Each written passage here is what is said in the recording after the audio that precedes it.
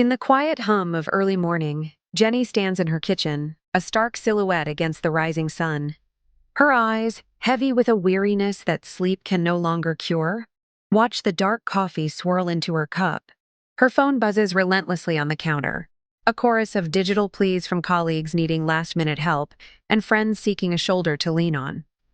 The screen lights up with names, each one a thread pulling her in a different direction, unraveling the fabric of her own peace. This is the rhythm of her life, a constant state of giving, a devotion that has started to feel like a slow, draining fire. At the office, the pattern continues. As fluorescent lights flicker off one by one, Jenny remains, a solitary figure hunched over someone else's project.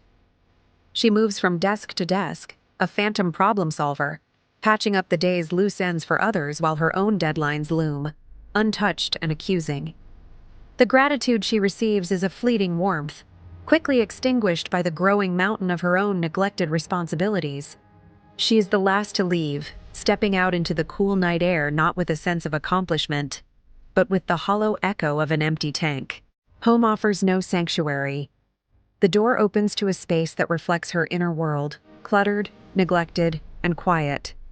A fine layer of dust blankets the things that once brought her joy, a guitar leaning silently in the corner, an easel standing bare under a cloth.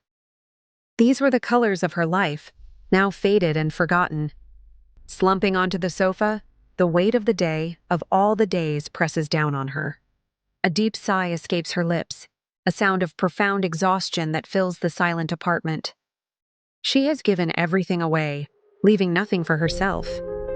The breaking point arrives not as a dramatic explosion, but as a quiet collapse.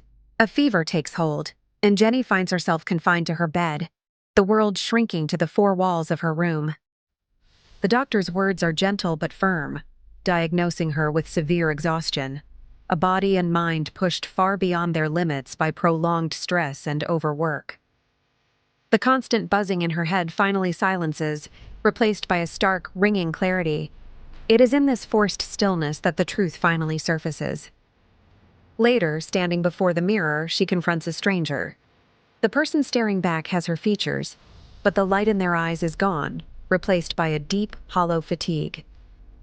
The vibrant young woman she remembers is lost beneath layers of self-neglect and the relentless pressure to be everything to everyone. In that moment of painful recognition, a quiet resolve takes root. This is not her. This is not who she is meant to be. It is time for a change, a journey back to the person she left behind. The journey back to self begins with small, deliberate acts of reclamation. On a Saturday morning, she makes a conscious choice to turn her phone off, severing the digital tethers that have bound her for so long. The silence is jarring at first, then liberating. She moves through her apartment, tidying the clutter, letting light and air back into the forgotten spaces. With a soft cloth, she wipes the dust from her guitar, the smooth wood feeling unfamiliar yet comforting beneath her fingertips. Her world slowly expands beyond the confines of duty. She takes long, solitary walks in the park, paying attention to the rustle of leaves and the warmth of the sun on her skin.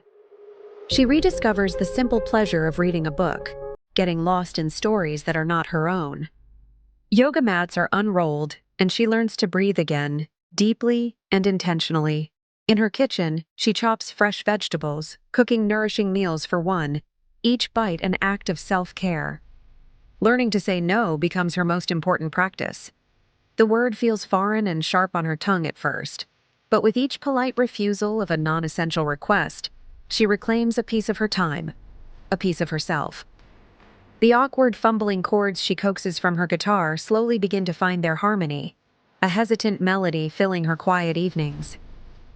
She is not just playing music, she is composing the soundtrack of her own rediscovery. One evening, a close friend calls, their voice thick with crisis. The old Jenny would have dropped everything, ready to dive in and fix the unfixable. The new Jenny listens, her presence calm and centered.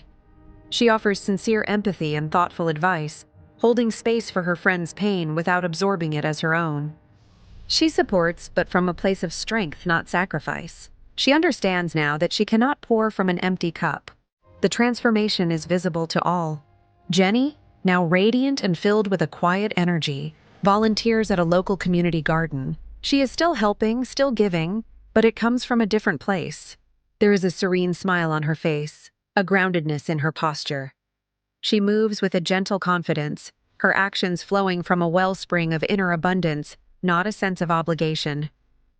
In the final scene, Jenny sits by her window, the soft light of dusk painting the room in warm hues. She holds a steaming cup of tea, her expression one of deep, peaceful contentment. The world outside continues its frantic pace, but within her, there is stillness. A voiceover, calm and knowing, encapsulates her journey. Only when your own cup is full can you truly give to others without depleting yourself. She takes a sip, a quiet smile playing on her lips, fully present and finally whole.